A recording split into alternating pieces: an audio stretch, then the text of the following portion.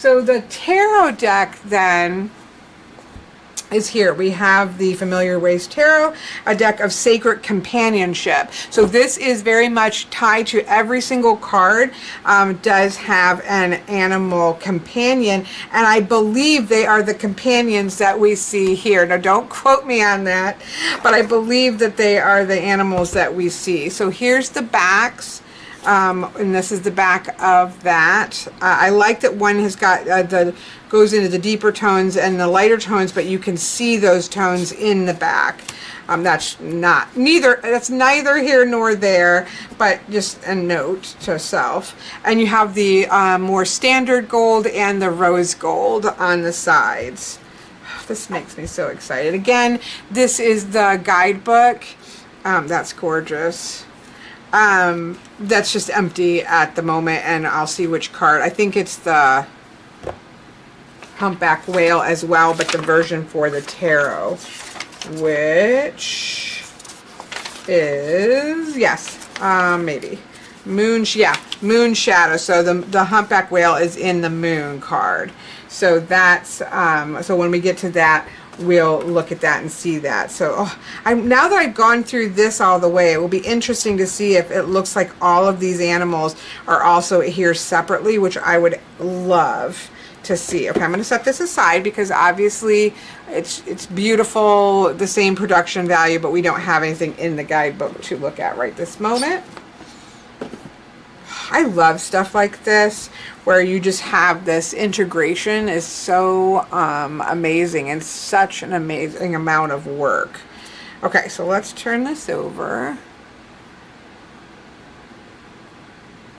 Very different. One thing I actually do like, because again, I have and use the Naked Heart Tarot, but this does not at all feel the same, right? Again, you've got the same artist, you have animals. She clearly is somebody who loves to work with animals, so you have that, you know, that connection there, but this is not a repeat of her Naked Heart Tarot. This has an extremely different energy, a cleanness, all the white backgrounds with the line out and the pop of white of color. That's very different than these full color illustrated decks. So I like that as somebody who has and uses the Naked Heart. I love, these are one of my favorite backs of tarot decks. I like, though, that it's not just a regurgitation of the same tarot deck, but a completely new work from her. And so, it's, again, somebody who uses that deck, I like that this is something different. I wonder, I shuffled these, so I was going to say, I wonder if they would have came up in order. No, I don't think they would have. But I'm going to find a couple of them just to see. But that is the dog. I don't have to find the dog, because I know that that's the same dog, as in it's the same, yeah, it's the same dog that we had in the dog card. So, now I know there is a text error on here. Again, this is an artist copy just to get color, see where they might have to change positioning, see where there might be some other error, just all the stuff that you need to see a copy of before you can make those tweaks. So always keep that in mind for this here. But this is beautiful. I love her posture. I love that she's going right off the side of the card. I actually love that a lot. And I actually do like the whole lines of the dog jumping in the same lines as her leg. It just feels very full energy. It's quite beautiful. And there's our zebra with the colors. The magician. So this, okay, so then one thing I like about this, let's go back here. I know I'm probably being not my normal, I'm not a precise reviewer, I'm a dive in, and let's just see what we see. I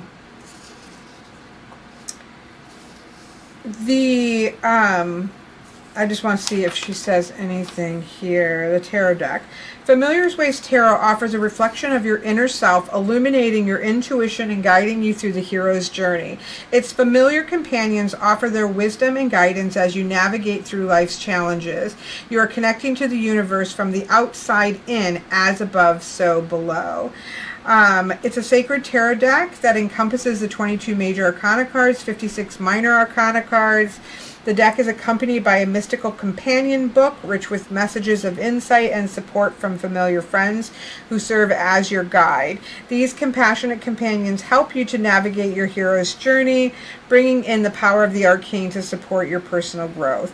The full color companion book, so the book will be full covered, an introduction to tarot system, insightful card messages, journal prompts, a glimpse into the shadow, and major arcana. Each of the major arcana has a spread, which is really cool to see here. And then the oracle deck goes into deeper messages and insights from the familiar companions in the tarot deck. Okay, so I should have read that out loud first. That's okay.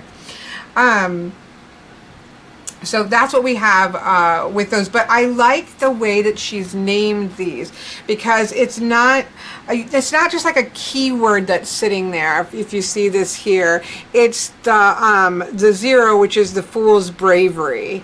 So it's tapping into an aspect of that card. We have the Fool's Bravery, the Magician's Manifestation, like this card looks like color and energy is being manifested. Like she looks like she's working with the energy around her with the aid of her friend here, which is just gorgeous. I love the feel of this. The Magician's Manifestation. Right, and then we have the Healer's so instead of the High Priestess, we have the Healer's Intuition with that owl that we have there, and we have the waters of the High Priestess, some pomegranates and crystals, the moon behind her. So she's entering into the water with the High Priestess. But it really situates her interestingly as a healer, but that also ties in that intuition. So the Healer's Intuition. We have the Sovereign's Nurture. So this is where we have two that are, they're both 3s, but we have 2 sovereigns in the Emperor, what would normally be the Empress and the Emperor. We have the Sovereign's Nurturing aspect, and then the Sovereign's Structure. I love the ram here. I love the mountains here. It's interesting, right? Because I'm not, again, there's very few modern decks that I actually use. I do use the Lightseer Tarot a lot, and that's probably the one main modern deck. I'm not a huge fan of modern elements like cars and motorcycles and things in my decks. That's personal preference. But I do like that you still have the structure and the stability here, and the ram, that kind of powerful energy, but we do still have the motorcycle of motion, because emperors are about structure and are about seated on their thrones. I don't often lean into that movement orientation of the emperor energy, because you generally see very solid emperors, but I think that it almost brings a thothy sense to the kings, because kings are mini emperors, and the emperor, where there is still that exploration and that pushing the boundaries that we don't always, or I don't always remember to tap into, because I do lean very heavily on the structure. So it's not my absolute favorite. I love, I've skimmed through the majors and I love most of the majors. This one's not my favorite, but I think it will push me out of the box yes, the structure of the emperor, but there is still movement. They're still sending out armies. They're still sending out scouts and things, and there's still that exploration and that movement, or there should be. And like in a well-rounded emperor, there should still be movement there. So I think this will actually stretch me in a way that I think is positive. There are male and females in this deck, although I will say there is a preponderance of females,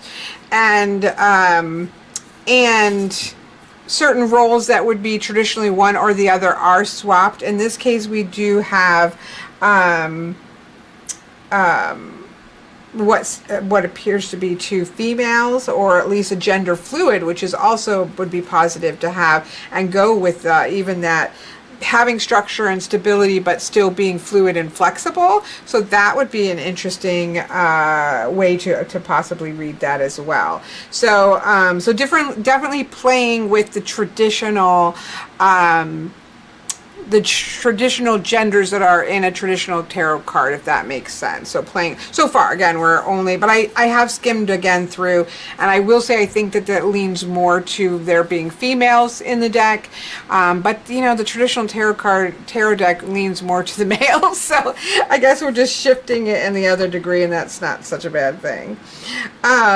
So there we go. So again, it would be Sovereign's Nurture and Sovereign's Structure, two different faces of rulership. So that we have that there. I love the Sage of Support. So now we can see why there's the little monkey, the little gorillas, because obviously if it was a male razorback on the back of this lovely sage, she would need some extra support. But she's growing that next generation of something powerful. I actually really like that with the sage instead of the Hierophant, and I like this understanding of her wisdom and what she's putting into that teacher aspect, but it's teaching the next generation to become something powerful with a gorilla there. So I quite like that. Here we have the Lover's Alignment. Again, love some of these. This is a different, I've never seen the titles done this way versus maybe having a title and some keywords, or just the title, or just changing, like instead of lovers, it would just be alignment. I actually like how these are being phrased, or framed. This lovers, this magicians, this sages, this. I like that. Lover's Alignment. Chariot of Direction. I kind of feel bad for the hawks here, but and again, we have a much more modern feel, but it does feel strong, and I do love the body posture here on this chariot. One of my other favorite chariots has somebody that's a man is like kind of squatting on the top of a moving chariot or moving wagon. And I just like that because there is that sense of having to keep your balance, and you can see that also here in this. So I do like her body posture. The artwork seems to be like it's a digital paint, but also some what I would call collaging, in the sense that we can, you know, tell this is the actual hawk from the one and kind of utilizing those, which is really cool. It's just the style of the art style. That's the best I can come up with. I don't know different types of art styles, but that's what it feels like, is digital painting, and so actual digital paintings, and then kind of collaged in with backgrounds and things to make this really cool imagery. But I quite like this. Again, much more modern than I normally do. I'm glad it's not like a skateboard, because you've got the animal companions here, and it kind of gives you a little bit of a vibe of like a modern rendition of the Great Eagle's Kite coming in to rescue that I also am on board with. So I actually really like this chariot, which is my birth card. And I normally would not like something this modern, but I do really like that card. This is beautiful. I adore this Strength card. Strength of Courageous Compassion. To me, that's a perfect title for the Strength card. I love the way that they are just looking at each other. There is such a powerful connection, but they're not even touching each other. I love this. I think it's quite beautiful. Here we have, I do, you know, I'm sorry, I'm a big Merlin-y, Father Christmassy, because I don't think Father Christmas probably looked like pure Christmas, like the real energy of Father Christmas, but that sort of, I love the polar bear, I love the snowy aspect, I love the lantern around the polar bear, the companion bringing the light. I do really, I do really love, I love this card. I think it's great. So this says the Hermit'S Serenity. I also love the word serenity. Here we have the Wheel of Optimism. I do not normally like Wheel of Fortune cards. Not, I don't like the visuals generally, and they're just normally ho-hum for me. They're just not my favorites. I actually really like this. I like that sort of the geometric florally, there's a name for that, I know, but you know, kind of a crystal gritty style of this. I think it's quite powerful of the circle. And then I do like you've got the angel, you've got the regular person, you've got the lizard over here, and this can all turn at a dime, and then he's going to be upright. I don't know. I just like it. It goes with the rest of the deck well, and I like it better than most wheels. So Wheel of Optimism. Here we have Justice of the Divine Truth. I actually really love this. I love that her eyes are closed. I love her kind of head leaning to the sword. Amazing animal to have as, speaking of which, I also really like this chameleon, because things are always changing, and you think about chameleons as changing, so I actually really like that. That just hit me randomly. I like the animal chosen there, but I do again love the animal chosen here with the eagle. It's just beautiful. There's nothing I don't love about this card. Here we have the surrendered perspective. So that's changed from the hanged man or hanged, you know, one, or the hanged, or the different things that you might see. You have the surrendered perspective, which I love. That is what it is, right? You're surrendering your perspective, shifting it up, flipping it over. I also do like this feeling that she's hanging, but the necklace is moving upward. Again, I don't know what will be talked about maybe in the guidebook, to those kind of little details, but that I actually really like, because it does leave or indicate a certain amount of magic to that. And I actually do like the bat for, because they do have a different perspective. Like, they see the world so differently, see it and experience the world so differently. And then even just the flight of a mammal like that is a different perspective as well. I don't know. I like the bat with that. We do sometimes see bats in hangman animal decks, like hanging upside down, but I like that it's actually in flight. So, so there we have surrendered perspectives. This is stunning. Like, I love this Death's Passage. It feels like, you know, this is a, you know, death priestess or something. I love the vulture here. I don't know, just the whole thing looks absolutely gorgeous.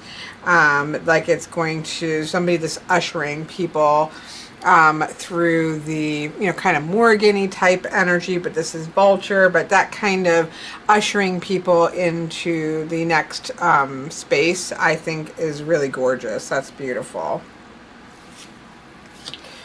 Here we have the Flow of Temperance. This is actually beautiful as well. I like the swing here. It's like she's on a swing, but like right skimming along the side of the water. I also do like the swans, which you have that juxtaposition between air and water, active energy and receptive. It's usually fire, but I don't mind at all the mixing of fire, of air and water. And even with her wings, you get the sense of that. So this is quite beautiful. Again, there's some really strong ones that I'm like, oh, I really like the energy of quite a handful of these major arcana cards, and it's the Flow of Temperance. Here we have the Devil's Shame. I really am interested because I would like to obviously read the guidebook, which again, I'm sure if you're following on Kickstarter, you know, you're going to get that, right? We definitely have that sort of, we do generally have in traditional decks kind of the naked man and woman. This is obviously shifted to a woman. You have that sensuality and that sexuality that you sometimes see there. A little bit of black magic-y feel about this. You've got the probably, maybe it's a death's head moth, but like the dark moth that's there as well. What's interesting is that it's the Devil's Shame, and so I think that that could go a lot of different ways when you think about, okay, sexuality and being comfortable. She looks very confident and comfortable in her body. That to me isn't something to be ashamed of, and the devil doesn't have shame, right? So there's a play of words that's going on here that I'm not entirely sure where it's going, but I like the question, because the devil comes with issues of temptation. It does have issues of shame. Abdication of power is always can bring with it understandings of shame as well. We think a lot about addiction with the devil card that brings with it issues of shame. There's a lot of that shadow I can see in the devil's card, right? And so that when we put ourselves in a position where we've given over our power and abdicated our power and not taken responsibility, that the shadow aspect of that is shame, right? If we're taking responsibility for our choices and we're owning our choices and we're owning our power, we aren't in the landscape of shame. So I can definitely get there. It just interests me, it intrigues me, and I would definitely be interested in reading the guidebook part for that one. This is gorgeous. I mean, the towers dismantle. A, I love the title. B, I love the crows here. C, I just love the image. It's got a very gothic, but I love this. I just absolutely love this card. Again, there's been quite a few that I've just like, that just nails it with, and this is one of them for sure. Starlight of Hope is actually gorgeous as well. What? Oh, the Firefly. I was like, what are we looking at? These are like the lanterns. It seems like these are the lanterns going up. But I love that she's looking to the Firefly, setting her sight and to help her navigate her way out. This is gorgeous too. I mean, I absolutely love this. Look at the jar that's empty and all the lights going up into the sky. I absolutely love this as well. Absolutely love this as well.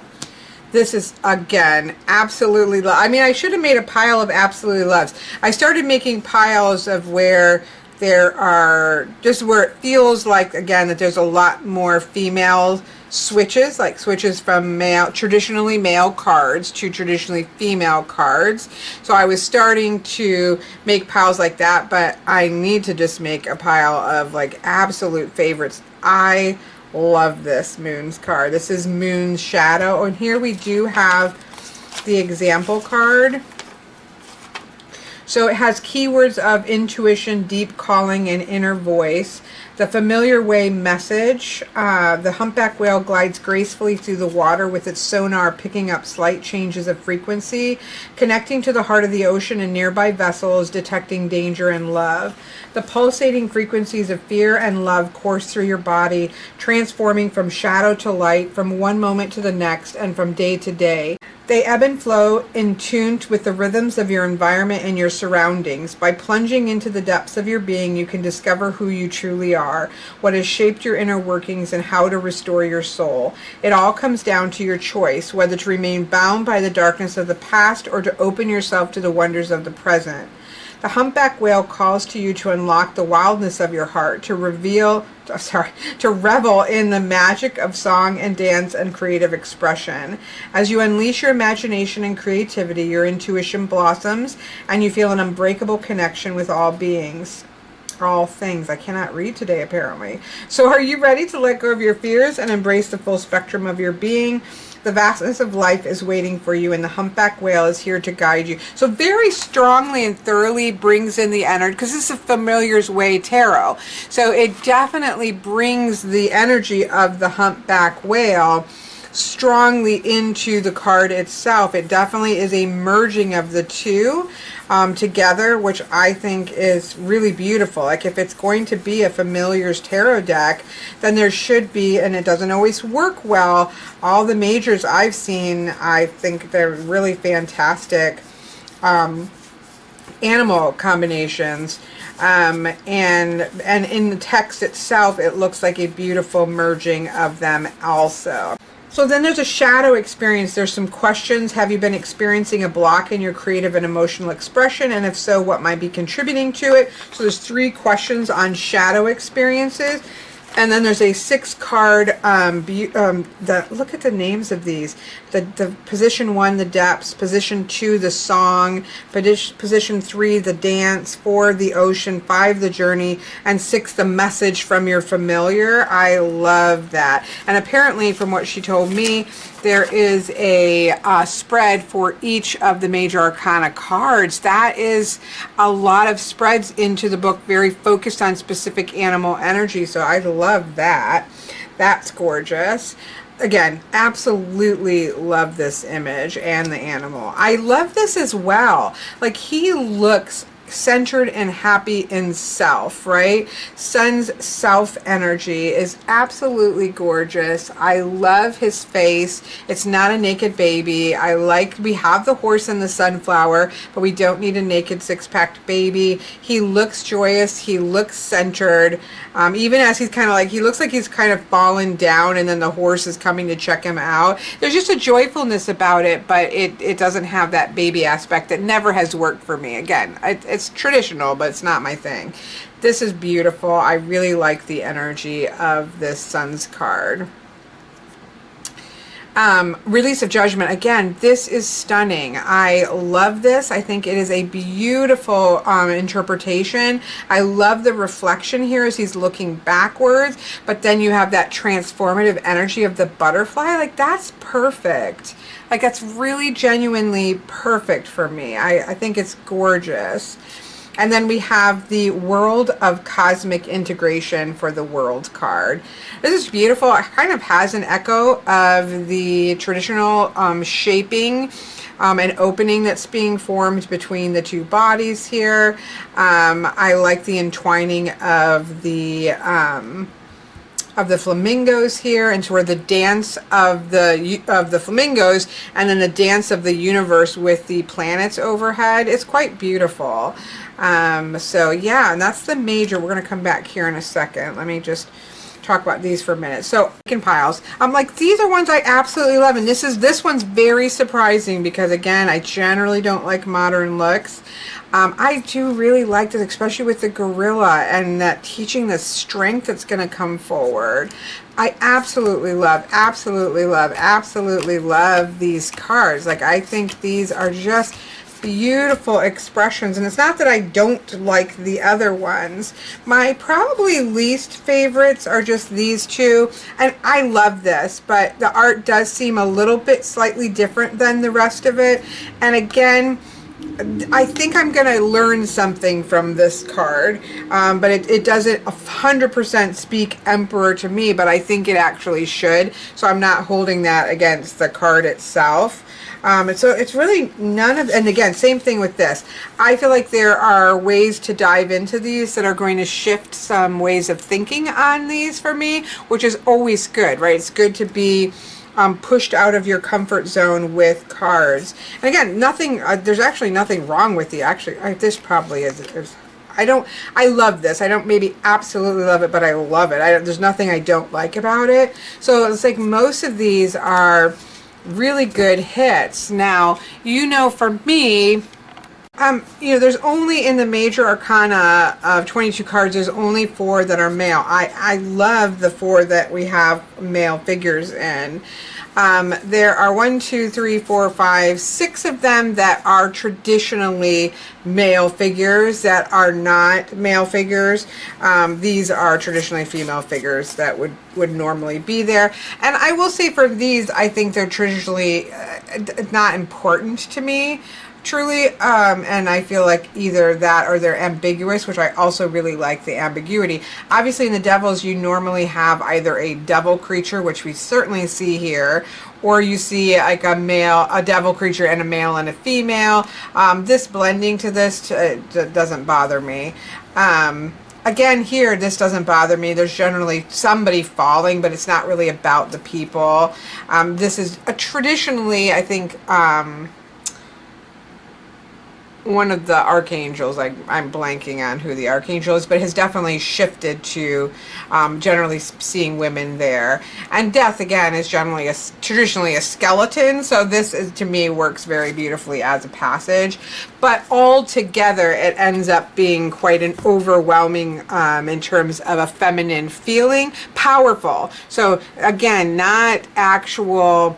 It feels like a movement of, like the magician. Magician seems extremely powerful and active power. So instead of thinking of male and female, thinking of, and even masculine and feminine, thinking very action oriented versus very receptive oriented. And the magician feels extremely active oriented. It feels energetically the way that it should, which is what is important, right? But I do like to see personally generally a blending and a mixing, and then again putting in some other spaces along the spectrum is fine as well. So I would have liked to, because I really, especially these three, like I adore these three, and so I would have, and I like this one. I don't love him as much as I love the polar bear, but I would have potentially liked to have seen a little bit more of a balance of masculine and feminine and the spectrum maybe between versus that. But that's just, you know, it's one of those things that, and I don't know if that's going to hold true throughout the rest of the deck. We will see. Everybody is, in my opinion, this is my personal opinion on what you're putting in your deck in terms of gender, in terms of race, in terms of body types, like all those types of things in terms of people, which is I think a real a place, a space in which there's a lot of conversation around.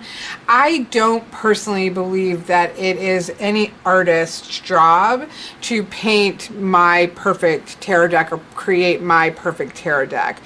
It's their job to make the tarot deck that, you know, expresses their version of that tarot deck, and whether or not it's something that works for me or not is, you know, that's up to me or whoever it is that's purchasing it. So I actually don't believe that it's anybody's responsibility to make the tarot deck that I really resonate with, which for me is generally a solid balance between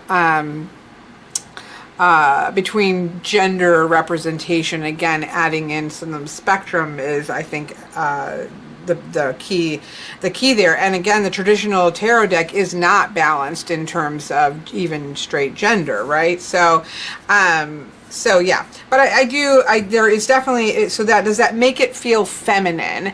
And I don't think it does. It doesn't make it feel feminine. It doesn't make it feel soft, which is obviously a misnomer, right, of femininity. It feels, the energy of each of the cards feels very appropriate to each of the cards, but it is something that is noticeable, and so I am going to mention it.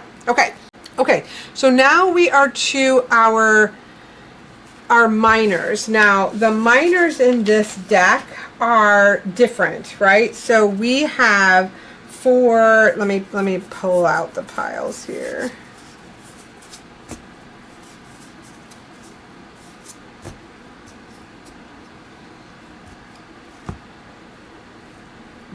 We have, I'm going to scroll out a little bit more to have room. For wands, we have Spirit. For cups, and we do see cups in the deck as well as seeing wands here. For cups, we have feelings. For, I love the feather swords. We have, oh, that's absolutely gorgeous. That's actually really gorgeous as well. For swords or air, we have feathers, and then for earth, we have somatics. And this is interesting when I saw this because I play D&D, and I'm getting ready to start a Pathfinder campaign, and which is a different tabletop RPG system that's kind of split off from D&D, which you don't care about. I had to cut myself out because we don't care about all this. But the point is that in tabletop RPG spell things, there are three things that, and you can have one or all of these that be part of a spell. Verbal, obviously where you're speaking the spell. Material, where there's an actual material component like a twig or a stick or a piece of resin or something. And then somatic, which is the body, that literally means the body, but so that you may have to do a hand gesture. And so if your hands are tied, you can't cast that spell because you need to be able to move your body in order to do that. So that's what I thought of when I saw it. I was like, oh, that's really awesome. Like it's rooting that earth energy into the body. Because again, this is a self-development deck. These things to me make sense. And of course now I have no clue or no remembering of, I know this was first, but I'm just going to reorder it in fire, air, water, and earth, just because I can. I don't have the guidebook to follow along, so there we go. Okay. So there we have, there are people in aces, as you obviously just saw. Sometimes I love it, sometimes I don't. These ones I seem to like. I feel like they embodied the aces really well. You have both the seed and then technically the completion, right? The fullness of the suit of somatics in him sitting there, and in the tree even behind him. So I actually quite like that. That to me is a bonus. Here we have the two of somatics. I'm gonna mess this up so bad, but you can see that it has the traditional coins or pentacles. So even though the name has changed here, I don't feel like that's gonna get in the way at all of reading it, and it won't be long before you find it. Oh, and of course, let's see, is there an animal in the aces? Yes. That is a ladybug on his shoulder, and here we have the heron, which is beautiful for balance. So again, really well picked. Here we have the, again, two of somatics or body. Maybe we'll just say body. This is gorgeous. Like, I love this. I love the beehive. Again, I think that the working together goes with the bee really well. I haven't seen anything that I wouldn't agree with in terms of animal card connections. So, and again, some of them that I might think of, okay, I don't really work a lot with Red Panda. I'll be really interested to see the guidebooks, but it seemed like from the one that we had that she really integrates what the animal is into the card in a way that is probably going to make very good sense. So I like to see that there. This is stunning. I actually really love the visuals of this card. Here we have the four of somatics. She's like down in the dirt. This is very Rider-Waite-Smith feeling, which I don't read, but I can also read this as like she's kind of in a difficult situation and just needs to stabilize and hold on to her resources, which is how I read the Four of Pentacles.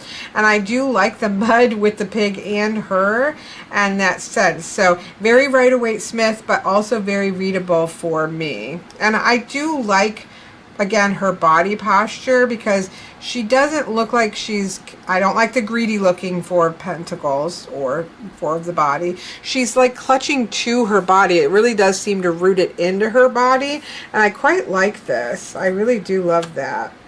This is beautiful. I love to look at Five of Pentacles. I'm guessing she didn't want the spider there because there's not the spider here either in the thing. Maybe that's for people that are afraid of spiders. I don't know. My daughter's terrified of spiders, and to the degree of which she would not want a card with it on there. But most people, I think, can handle a spider. But this is beautiful. I like to look at Five of Pentacles in decks that are Rider-Waite-Smith style. It's one of the ones I look to, and this is beautiful. There is that sort of shake-up feeling, like she does need to take a moment to recenter and look up to see who her allies are, which is Charlotte. So come on, you'll be all right. This is also beautiful. I really like the posture here. It doesn't feel like it's a rich person. That's there's this the actual energy of a animal and a person work spirit and a person working together by itself has Six of Pentacles energy. And so versus the Rider-Waite-Smith, where you do generally have a rich person giving to a poor person, this does just feel more of a let's work together to, you know, make it through this long journey. So I quite like that a lot. Seven of Coins. Look, she's knitting this. And again, that connection between the wool and her working there. The sevens for me are about stabilizing and then having new growth that's going to come from that. And in this case, in terms of your resources and using your resources to grow your resources, which is exactly what she's doing here. So that's really cute. Oh, I do like that we have somebody in a wheelchair. That's really nice. Again, look, it's like he's holding like the paint palette, the paints. I know she's got the palette on here, but I love how he's here holding the coins that are there and posing for the picture. And the eights are so solid, and she's honing her craft. He's being very solid and standing very still. Again, I've had nothing, I have liked all of the animal connections in the deck. Here we have the Nine of Semantics, or the Nine of Body, or the Nine of Pentacles and Coins and Earth. Interesting that we have the, is this an emu? Did we have one of those in this? This might be the first animal that I haven't seen. And again, this could all change, so please take any of this. If you have questions about something that I saw that, you know, as we were wondering if it's the same, I would definitely contact, oh no, we did, ignore me, see, peacock. Look, I thought it was an emu. I don't know why I thought emu. That must be a female peacock, I'm guessing. Oh no, look, we got feathers behind it. I don't know. I'm going to look that up. I like that. I like the way it looks. It wasn't what I was expecting. You can see feathers in the background here. I wonder if they just need to be put on to this one. Peacock, that makes sense with the Nine of Coins. Definitely seems like, again, she has everything she needs to focus on the things she's excited about. And so she seems quite celebratory. I think a little more celebratory than you normally see with the Nine of Pentacles, but it certainly goes. I love the buffaloes in the 10. Again, there is that solidity that things are going to continue to move on. Not so much a legacy effect, although you do get it obviously with the buffalo and the baby buffaloes there. Now we've got both here. Okay, so for the quartz, we have curiosity of the somatic, so obviously curiosity of the body. We have experience for the knights, what are typically the knights. Love this image so much. That is me and my bear. We have the introspection in what would normally be the queens, and then we have the guardianship in what would normally be the kings. Absolutely love. I like the names. I like the curiosity, experience, introspection, and guardianship. I like those titles for them. I like all of these images. Look at the little mouse on the little girl's shoulders, knee, and the book. Love it, love it, love it, love it. Okay, I'm going to put those up there so I can compare the quartz after we're done. Okay. A little more balance. You still have, in the pentacles, you still have more females than males, and or like, couldn't tell, it doesn't matter either way, and or both, or doesn't matter, couldn't tell either way. So a little bit skewed, but a little more balanced, I suppose, than the majors. Here we have the Ace of Thoughts. Love the hummingbird here, ready to go to battle as well. Oops, sorry. There we go. Again, I'm not minding the people in the aces at all. Love the Two of Thoughts. Again, I love thoughts for, again, this is a Rider-Waite-Smith. You can see the Rider-Waite-Smith influence, but I like that the thoughts is here, really reminding us this is about our thoughts. Here we have the Two of Thoughts. Three of Thoughts, again, very much Rider-Waite-Smith here. Very much needs to take in their experiences, good or bad for me, in order to have the growth and the transformation of the snake. The snake actually helps it. I know it's probably supposed to look a little bit scarier, but the snake actually helps for the way that I interpret it, because the growth is going to come from this.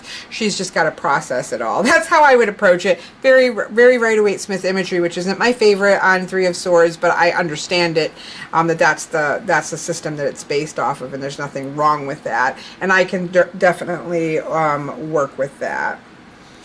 Here we have the Four of Thoughts. Again, that sort of retreat and that step back and regroup, find a safe space for a hot minute, works quite beautifully.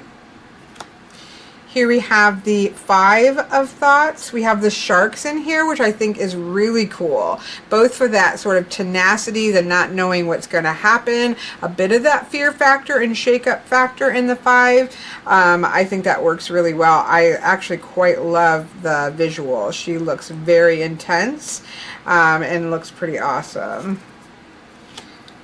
Again, I know that some people are like, oh, this is the air, like why do we have, when people mix like elements, but I don't actually mind that in decks. This to me is really beautiful.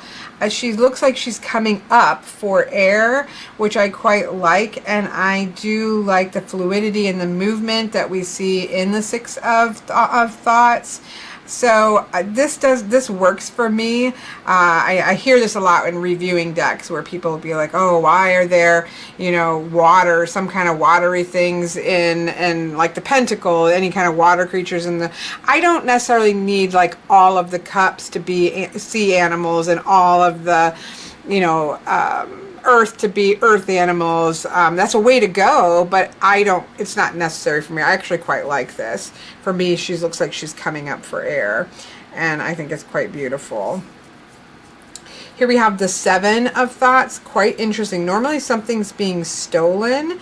This has got a lot of thoughts flying around and a need to figure out what's happening. That's how I read the Seven of Swords in the Rider-Waite-Smith tradition, and this works really beautifully for me. I quite like this image and the fox in this. Here we have the Eight of Thoughts. What do we have? Oh, are those little lemurs? I'll have to read. I'll be interested to read her book on this one, because I don't know a lot about lemur energy. I do use it. I think Guardians of the Night Tarot has a lemur in it, but it's not one I'm comfortably familiar with, so I'll be interested to read it. But this looks very Eight of Thoughts, Eight of Swords.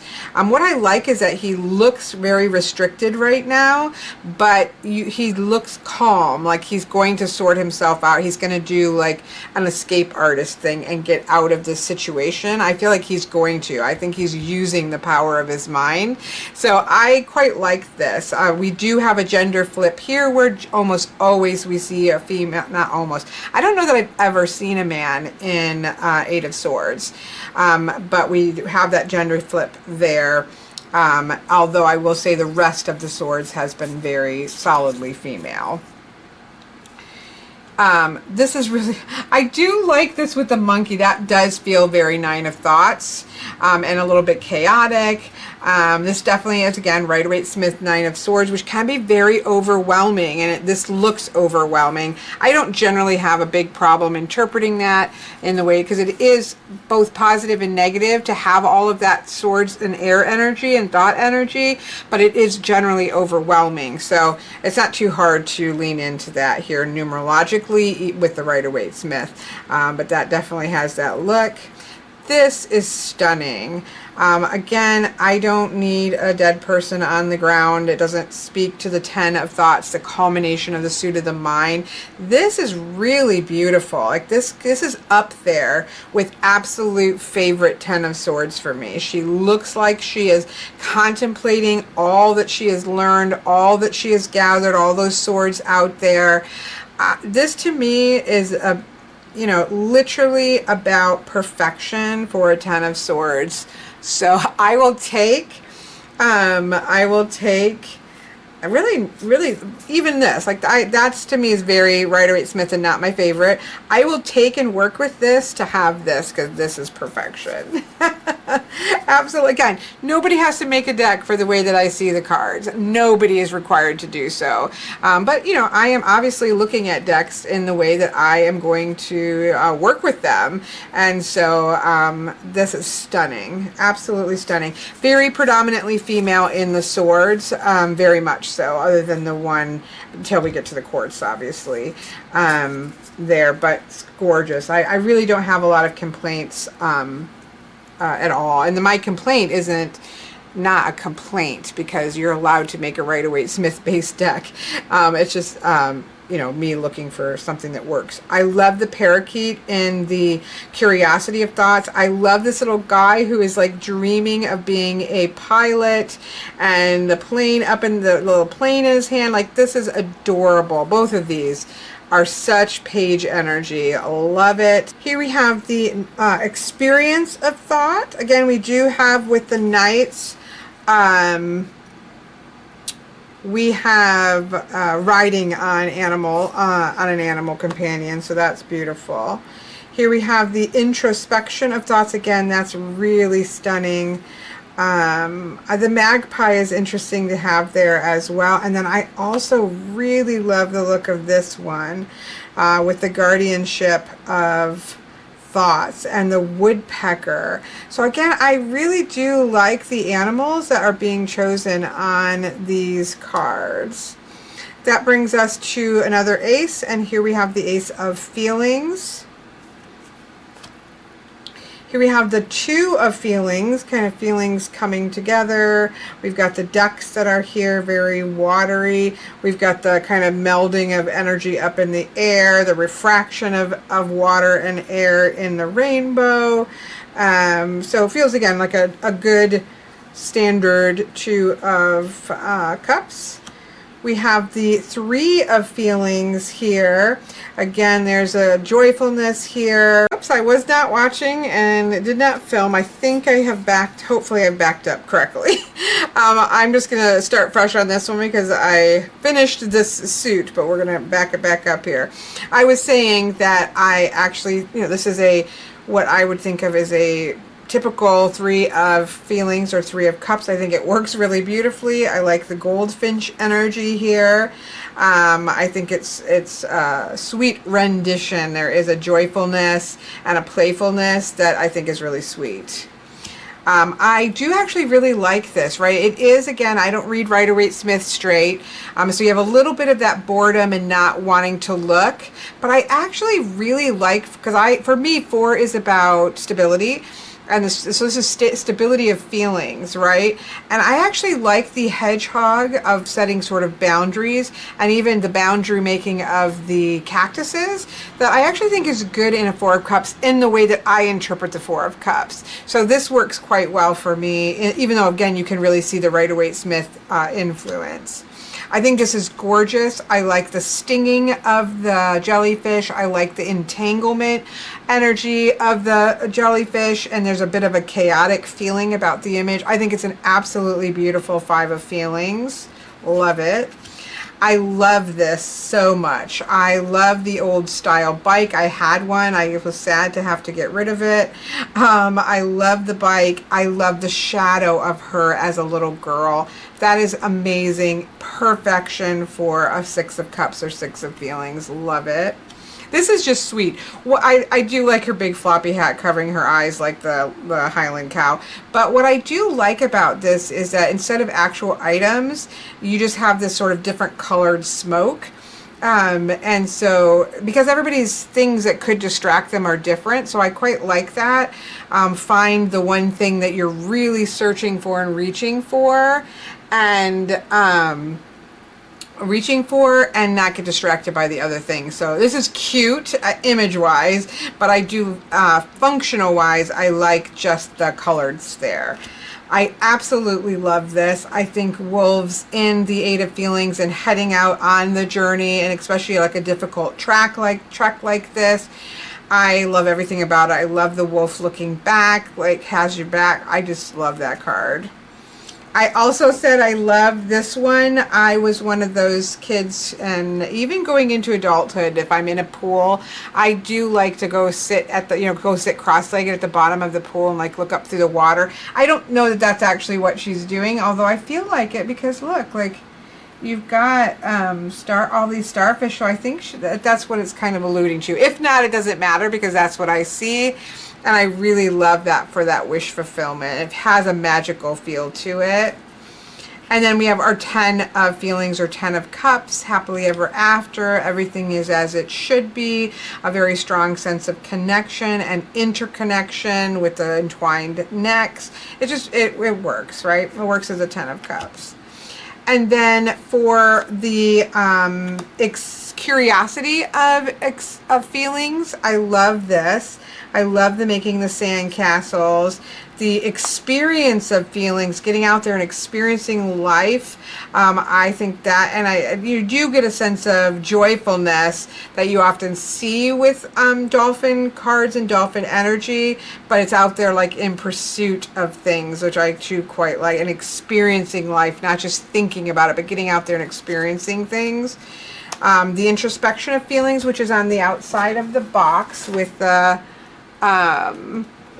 Queen of Cups, so to speak, but the introspection with the narwhal I love. And then I absolutely love the hippopotamus for the guardianship because they can be, again, quite aggressive and strong and powerful as well in that guardianship. So I actually think it brings a strength that we don't often see connected with the King of Cups that I quite love.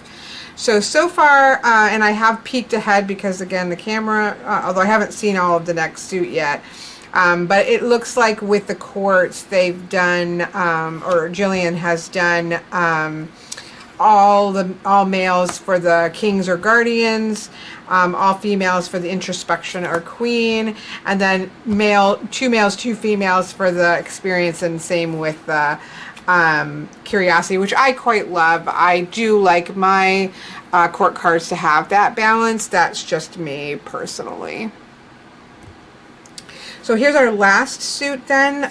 In terms of, this was definitely mostly, again, I think there's no way to argue that there is more females than not. The deck is definitely heavily female, heavily skewed to female figures in the deck. Again, it feels energetically balanced, but that visual, there are most definitely more females than there are males. I wish there was a little bit more balance there, but that's just my personal preference because it's not my deck. But again, at least what I love is that energetically every card really does feel like the energy of its card, and everybody again has to make their own deck and then also pick the deck that works the best for them.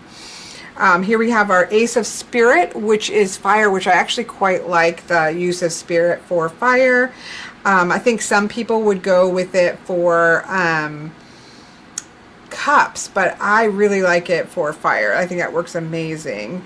So, and I do love the frog here, literal transformation, right? I love this too I think this is gorgeous. I like the meditative pose there. But here we have for the Two of Wands and the Orca. Here we have the Three of Wands. I like my Three of Wands to be more active, because three is an active growing, but I do like that she's reading, because that is that sort of growth and maybe doing her research and things like that. That works actually well for me. I do like that we have had a wheelchair. I could have missed some other things too, but we have somebody who's got a prosthetic here, so there are at least some connections into that different experiences, right, of physical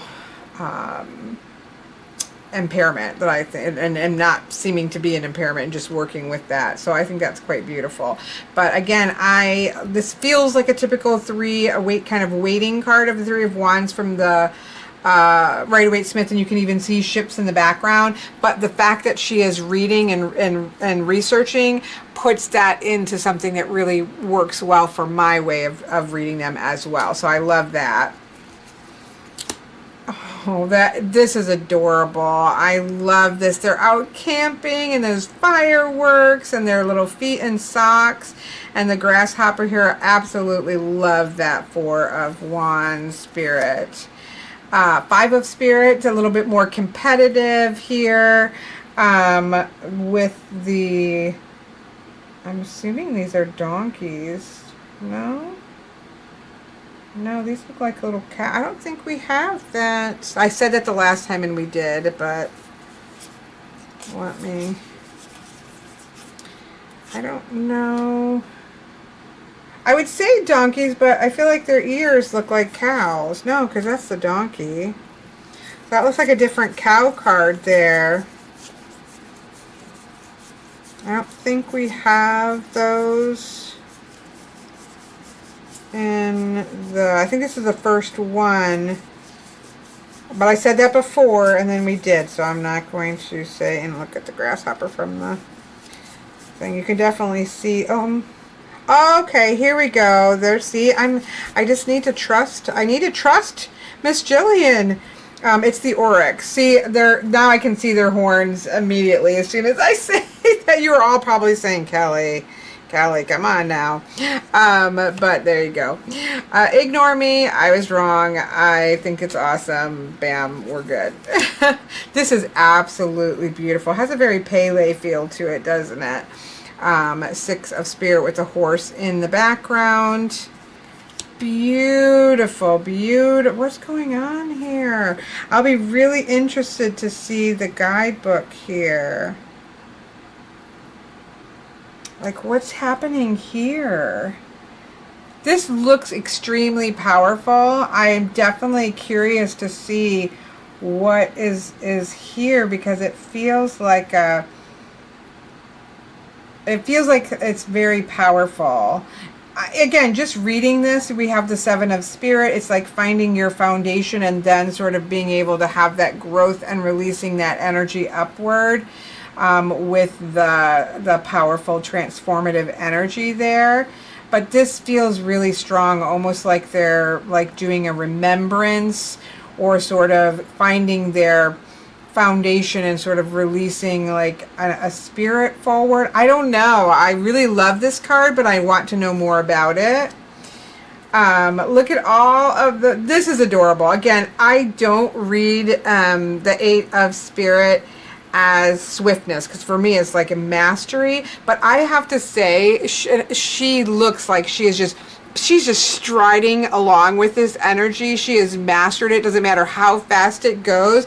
I will say that for a swiftness, Rider-Waite-Smith, where all of the wands are going across it, this is my 100% favorite of that style of an 8 of Fire, because she feels like she has mastered it and she is just striding, just foot hitting right at the right spot on the next one and the next one. I love this.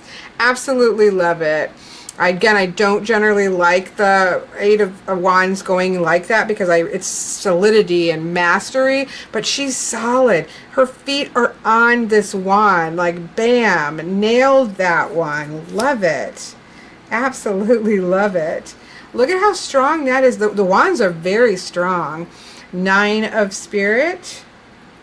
I like that that the familiar, again, Rider-Waite-Smith, there's okay, I can just keep going a little bit further, but I love that we have the help from the familiar here is actually quite beautiful.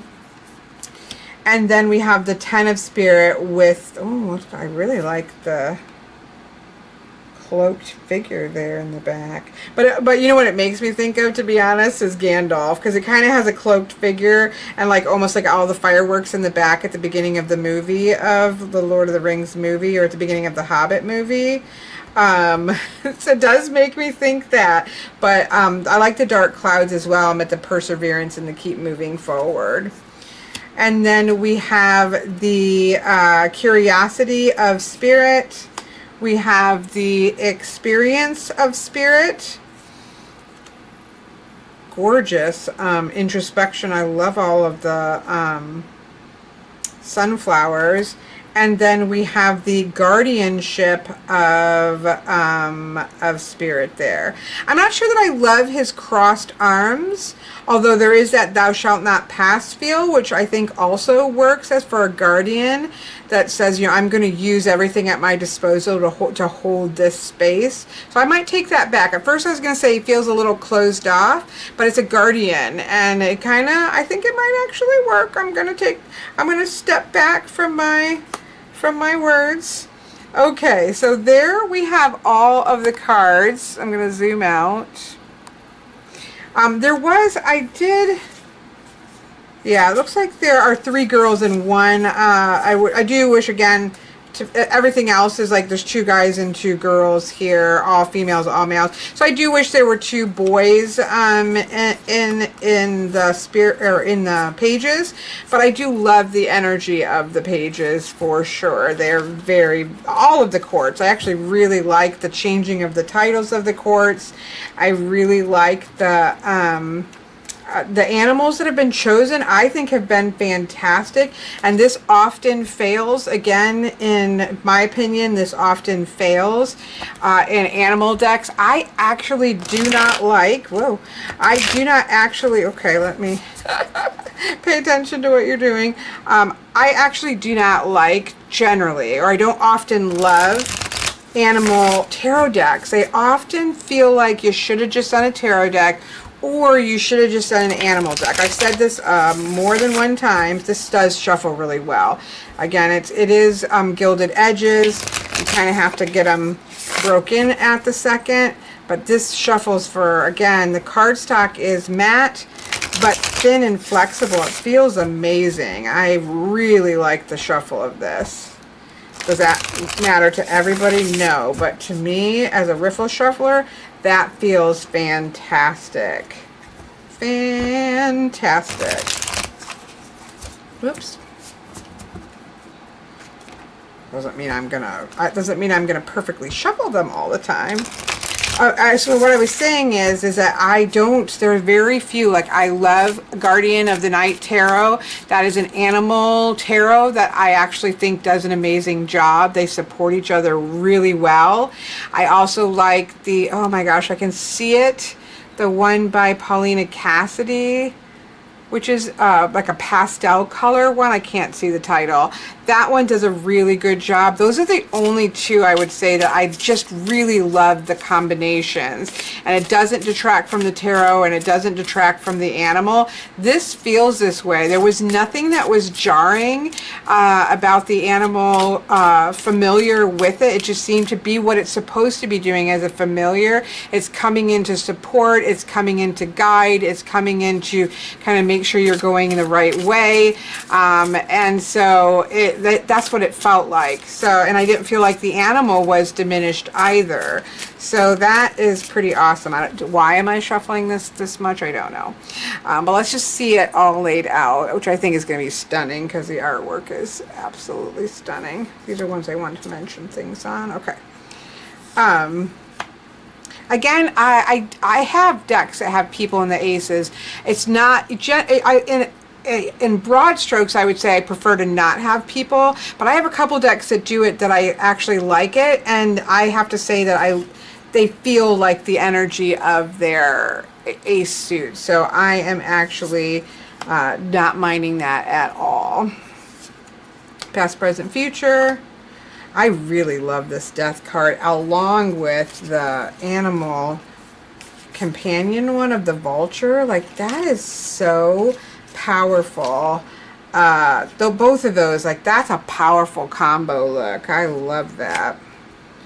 Fire, air, I love that too. Like, there's a lot of cards in this deck that are like, bam, these are like up there with like favorite. Again, even this, like, this is bright, bold coloration, but it feels like magician energy. So this is great. Again, I have a bias, I would say, against modern feeling decks. Again, not that I don't like them and think that they're ugly or anything, but in terms of using them, even though I like to keep them in rotation, because again, I read for a lot of different people, and a lot of people like to see the different things, different settings and things in a deck. But the only ones I would say I use is the Lightseers Tarot, and then I do the Way Home Tarot. To me also feels pretty modern. This is one that is definitely modern feeling, with like actual motorcycles and, you know, things like that, but still feels usable to me. Like, I really am excited to use this. It pulls in the animal component in a supportive way. Nothing about the animals usage didn't work, or at least glaringly for me didn't work. So that's absolutely beautiful. Oh, yeah, I'm a big fan. Big fan. I mean, again, I knew that I would like her work. I have 2 of her other decks, and I've loved those. So I had no feelings like I would not like it. But liking something's different than loving something. For me, anyways. You know, I can like something, I can appreciate it, I can see what they're doing, enjoy walking through it. But sometimes there's a little extra bamf to things, especially if it's something that's your jam, like working with animal energy. So then you could pull like a specific animal to really step forward as they're walking away from the reading. The other thing, again, and I know that the book is going to have more probably information about integrating these, because it's meant to be used as a set, and we'll obviously look at the shadow aspect as well. I just can't help but to shuffle it. But this is also what I normally will do with an animal reading, is I might say pull an animal for sort of main animal energy that's going to stay with it overall. And then I usually put it face down and pull an animal card for fire, air, for the area of fire, air, water, and earth in your life. But I put it face down at first, because then first I want to do a check-in and see, okay, what's going on in those areas? What do you need to be aware of? Oops, I should just split it differently so we at least get some different cards. Here we go. We'll just go like this, just so you can see different cards. And I would spread these out more so that, oops, love that card. So then I would kind of say, okay, what's going on? What do you need to be aware of what's going on in your life? Of course, these already have animals, but I would read this pretty straight in terms of the tarot, and then say, okay, what is a particular animal that is stepping forward to aid in that area, in that specific situation? And when that's done, that's a beautiful combo. When that's done, then, you know, that energy is probably going to move on versus maybe staying around for a little bit longer. So this is going to be absolutely amazing in that, and I have only limited decks that I can use in this reading for my own needs, and this is going to be amazing. I absolutely love this card. Anyways, so there's those 2. Of course, we have one more to go that I think is going to be the hardest to really assess outside of having the workbook that's going to come with it. But we'll take a look, because it's really dealing in shadow, and we'll take a so we'll take a look at it. But I think it's going to be the hardest to assess in how you're going to use this all together. Because I think that guidebook and workbook that's going to come with it is going to be really key to that. But let's, you know, add it to the mix. Okay, so this next, the final piece, which kind of pulls this all together as a self-development tool, is the Shadow Worker. Embracing the divine darkness. And so on the back of this, again, same style, gorgeous box, really stands out like into the shadow with the black and white colorations, but still that lovely matte and that glossy of the cards. There's something about this. It's such a silly thing, you know, like in the grand scheme of things, but I love it. Shadow Worker Embracing the Divine Darkness is a deck of self-discovery and exploration of feelings, patterns, and behaviors. There are 40 shadow work cards plus a guided shadow work companion book. Inspired by evidence-based therapeutic approaches to healing. It's an experimental guide to exploring your shadow from a relational healing perspective through the kaleidoscope lens of the tarot. Dare to live bravely and shine your light. Thrive, don't just survive. And this is to be used with tarot cards, tarot deck not included. Of course, in this set, it is actually included because it has that with that. In the inside, it says, you are worthy, deserving, safe, lovable, enough. You matter. At the bottom of that there. And that's my fault here. Again, we have the guidebook, which is actually a chunkier feeling. I don't know if that's accurate, but it's a chunkier feeling book than the others. It's obviously not filled out for this artist copy, but that's what it looks like. And then it has the cards, which I love. The straight back black backing. Love that so much. Love this like gun. It's in person. It's kind of like a gunmetal look, if that makes sense. So then obviously you have the gold of the tarot, the rose gold, and then you have the gunmetal of the shadow deck, which is really cool. Love those little cohesive touches. Oops, that got put in there. We'll shove it out of the way. Roll with things as they happen.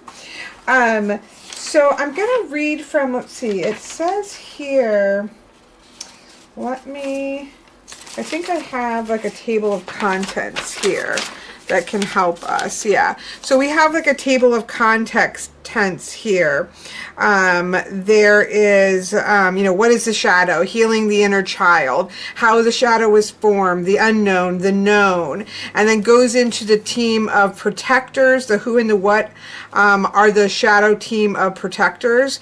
And then there's a how to use this book. And so it looks like there's like an overview. There is a returning to self where you support, ground, and get clear. There's a tuning in on your feelings, intuition, and behavior.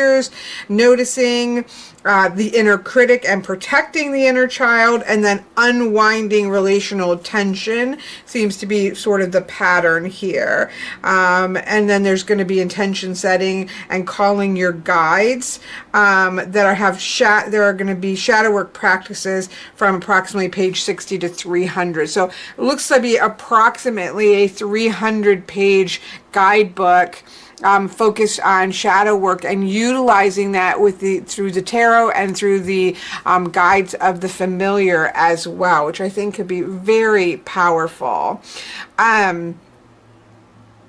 And it says, I'm looking on the Kickstarter again. The Kickstarter link is below, and it has a lot more information that you can read there. But it says that really through the book, in the workbook, you can experience the benefits of months' work of coaching and support. And the key for this is to take you on a transformative journey of self-discovery using tarot and obviously the shadow work that we have here. So this to me looks really interesting, and this is seen as the feelings and behaviors deck. And she talks about the cards, how these cards are not meant to be pretty. They're supposed to be representative of feelings, and feelings and behaviors are not always pretty. They are often real, raw, and alive with energy. So I think this is really interesting. I'm going to skim in. I like the style of this because it feels like, I don't know what you call that. It's not remote writing, but where you're in the midst of feeling something and then you're kind of automatic writing type thing, but it's like almost feels like automatic drawing, that you're just like not trying to be pretty, not trying to be artistic, I mean, you know what I mean. That sounds terrible, but you know what I mean. Just trying to see visually with black and white, what would this feeling or emotion look like at just a raw, almost again, inner child kind of feeling. They are very evocative in that way. So we have be better, the inner critic. We have angry, you know, just that, ooh, you can just see yourself like scribbling with like pens and markers on the table. I just knocked the tarot deck. I put my angry energy into just knocking. Let's move this out of the way because I'm sure I'll do that again. Anxious, this makes me feel anxious, the tangle here. Betrayed, that kind of splitting off of the way and somebody sort of leaving and splitting off and going in another direction. Confused, there's not even any connection to these scribbles. Deflated. Disgusted. Oh, that poor little bug. Drowning, this feels like drowning to me. Embarrassed, like I just want to shrink down into this little tiny point of light in which nobody can see me. I love that. Failure, just didn't even really get it fully on the page. You know, you know what I'm saying? It's just kind of evocative of these. This guilty is very interesting. The straight lines that are through it and sort of almost like you're analyzing it on the graph, like you've done something and now you're over analyzing it. I don't know. There's something interesting to me about that one when I saw it. That heaviness, that weight there. Hopelessness. I like the, if you even see with this, it's like even the color white is fading away there, which I quite like. Irritated. Like everything's in the box and then you've got the line outside of it. But that's what I pick up on, is that one line that would probably irritate me. Jealous. Lonely. Perfect. Numb. Just that flat line. Overwhelm. That you get so overwhelmed that it's actually like breaking off that piece. Pressured. That is even more so than the heaviness. That makes me anxious. Here we have rejected. So feeling completely outside and where you can go no further. It's like a stop. It's like, nope, you know, can't come any further. There's a wall up in somewhere. The door is closed. Resentful. Sad. Just that downward kind of Eeyore feeling. Shame is an interesting one.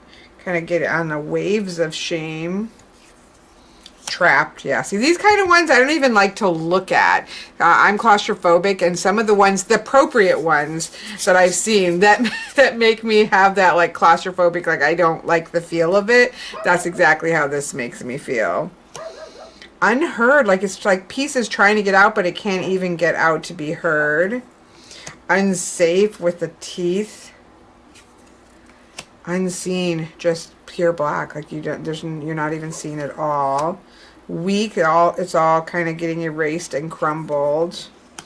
Avoid, it's avoiding it.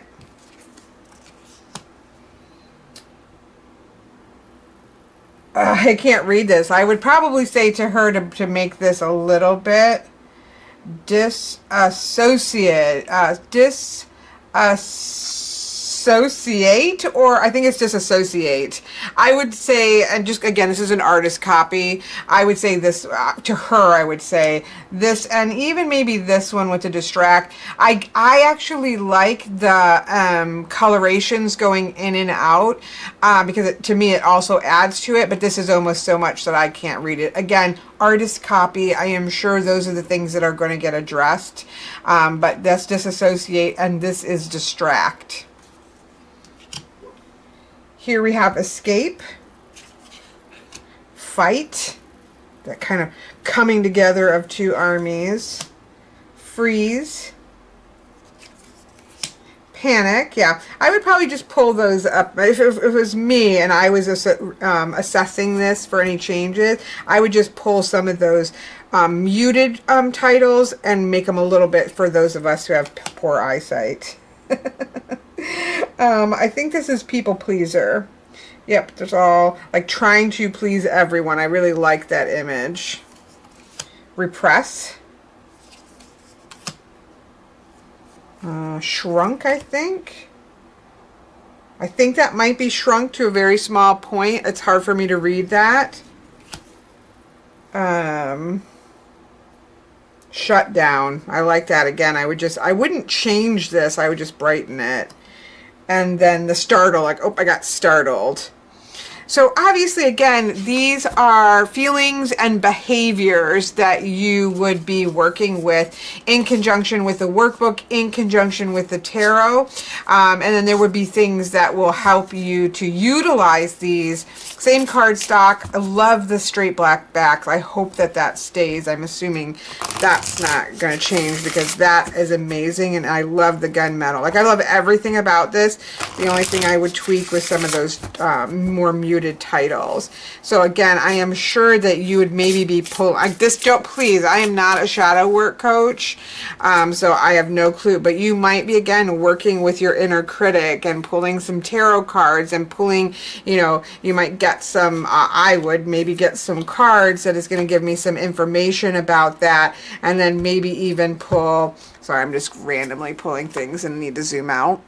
And then, you know, maybe pull an actual animal guardian that's going to step forward to help you with that in some way as well, and sort of do some real sit down and do some work on these things, in which we're all not just, you know, again, tarot dives into all the different places, but then having a deck that's going into those feelings and behaviors that we really kind of want to shove us away and relegate, gives us a way to confront those and work through those, and again, in conjunction with the workbook that's going to give some practices to be able to do so. So this is really cool. Again, I don't have anything like this. I do think that we have a lot of lack of shadow cards in oracle decks in general, which is fine to have supportive oracle decks, but if we never work on these things, we're really just kind of skewing things. So having something to literally sit down deliberately and do some of that work, I can imagine is going to be very helpful. I would again recommend that you visit the Kickstarter page just to see all of the campaign information that goes into this more.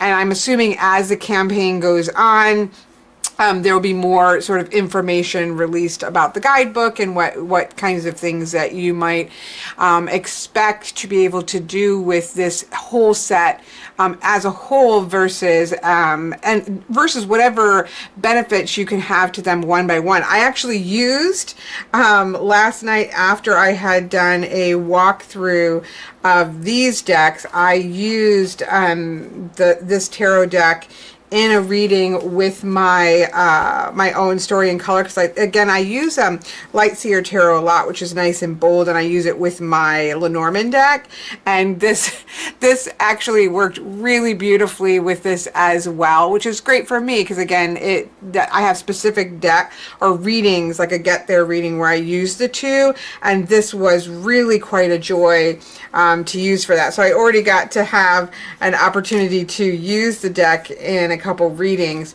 which is a lot of fun. So individually, I can really see myself. I know I'll be using this. I use, again, animal decks a lot. It has 80 cards, and I just love this, and it shuffles amazingly. So this is like a no-brainer, and this again works really well, and I enjoyed using this so much. So again, this as an individual. And then I'm sure, like, building in spreads that have all that and say, okay, let's pull, you know, especially once I have the guidebook too, that would help for me to address these issues. I am not a behavioral therapist or shadow therapist or, you know, self-development coach or therapist or anything like that. And so I think it would be great once you could say, okay, what are some energies that might be coming up in a particular situation? and being able to add that into a spread and then go in and do the work, I think that could actually be very useful, as well as just pulling up some underlying patterns or some underlying issues that might be presenting themselves in a situation that seems unrelated, but it often has bigger patterns beneath that. I will do that with a set of pattern cards, but I think this will actually let us also look at a bit of what shadow is being pulled up here.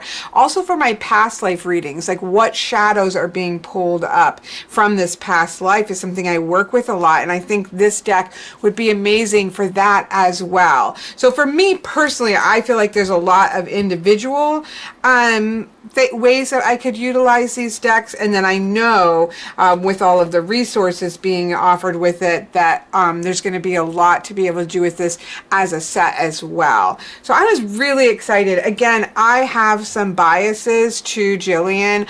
I think just as a human being, there's something about, I said it I think in my long ago in my Naked Heart Tarot walkthrough, there's certain people that I can point to that I just think are, there's a light about them, that there's a sweetness and a kindness and a grace about them. And Jillian is one of those people that she's not my friend, you know, not saying, oh, yeah, I'm not friend, but I mean, she's not my friend. Like, it's not like a bias in that way, but there is something about her since the Naked Heart Tarot, and I can name 2 other people that are similar to that I don't know them, but there is for me a sweetness and a grace and a kindness, and I think that those are high, to be honest. I mean, there's a lot of other ways in which I look at people and I say, like, I have a lot of respect for this person. I just love this person's brain, or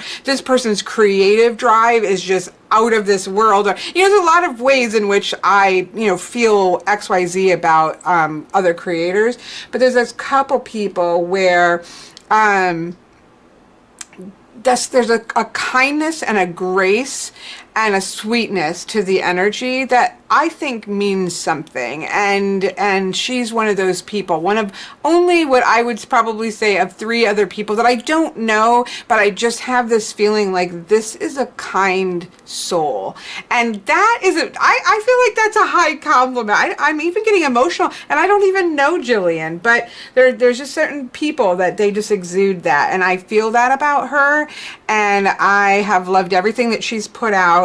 And so I am biased in that sense that I actually really do love her things and use what I already have of her things. So it was a real honor to be able to take a look at this and to be able to see this and then to be able to go forward and work with this. So I appreciate the honor. I appreciate your time in looking at this with me. Again, I think we learn so much by seeing what people with intention and integrity in trying to create things that are helpful and useful.